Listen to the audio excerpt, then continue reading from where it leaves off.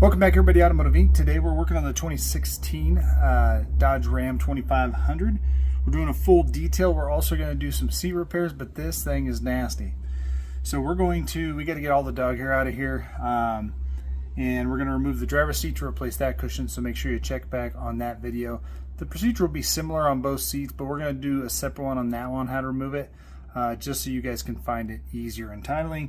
Before we get going, make sure you smash the subscribe button. Helps the small channel out. Tons of how-to videos on the channel. If you have a specific question about this 2016 Ram, again, this will pretty much carry over from 10 to probably 17, 18, if not even longer. You just have to see if it's the same sizes. Now, this is an SLT, or back then it's basically between a tradesman bighorn. Not a lot of power or anything, but we're going to get taking this apart, and then we're going to get it out and show you what it looks like. So I'm going to tell you all the tools that you need and everything like that. So let's get going. All right, so these front bolts are going to be 15 millimeter. So we're going to go ahead and remove them.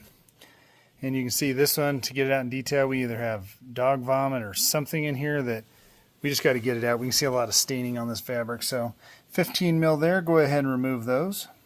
All right, these rear bolts are 18 mils, and it's going to be best if you slide the seat up. Now, if you have an up-trim truck that for some reason has trim pieces here, just pop them off. But I've been in several Rams. I think that they're pretty much all synonymous with this, meaning that they're not going to have any trim pieces on the back of this frame. But again, you can just pop those loose. Now, ladies and gentlemen, on the back side here, there are two 13 millimeter. You're going to need a short well wrench and an extension, or sorry, not wrench, socket, because you're not going to get in there with a wrench.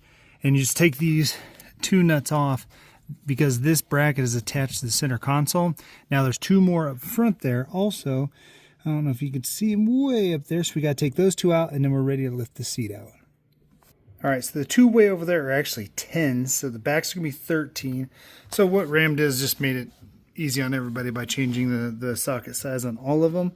Now you can see right here, the seat lifts up. We have one electrical connector, so depending on your variation, you may have more than one. So all these connectors are push-pull, so you're going to just push down on this lock here, push in, don't pull on the wires, and pull this connector out.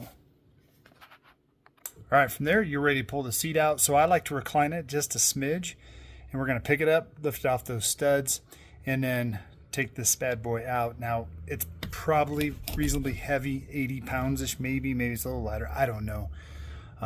So if you didn't eat your Wheaties that morning, if you guys are of that age group, then make sure you grab a set of hands to take that bad boy out. All right, so we got it out. We can see the sheer nastiness of everything. Now, when you line it up back in, you're just going to kind of wiggle it in, line this bad boy up. You can push up on the console a smidge. But we're going to end up pulling the console out too, more than likely, to make sure we can get it clean. But once you get the other seat out, it's going to be the same. Now, I'll continue this later once we get it cleaned up. Well, see, we haven't even a broken beer bottle in here.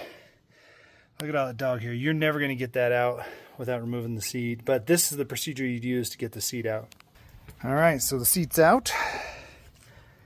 And now we can actually just get it cleaned up, get the rest of the dog hair off of here.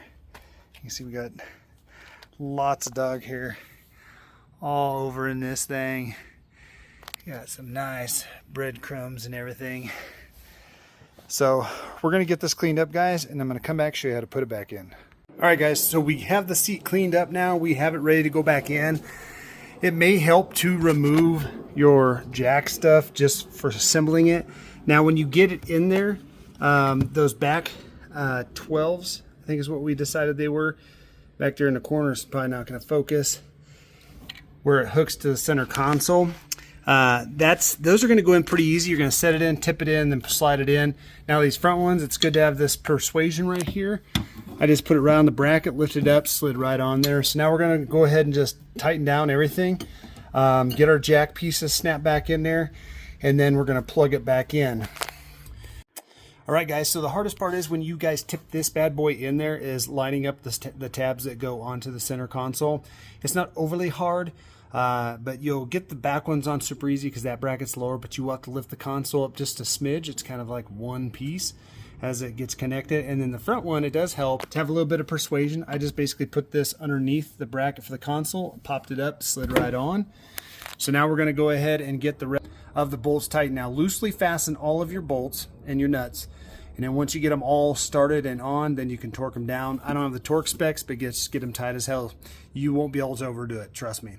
Then when it comes to the one plug-in we have on this side, we're going to plug it back in. Now, if you drove it or moved it and it threw a code for the airbag being disconnected, it should go away in about 10 key cycles. But if you have a nice scan tool or want to drive down to your local auto parts store, just have them clear that code. There's not anything wrong with your airbag system. It just knows that there was an issue, and that's why it's disconnected. That's why it threw a code. But it will reset itself. But we detailed the whole seat. It looks really, really good. And yeah, it was just much easier to get all the dog hair and stuff out. And then I will have a separate video on how to do the driver's seat. As always, guys, I appreciate you guys being here, and we're going to catch you on the next one.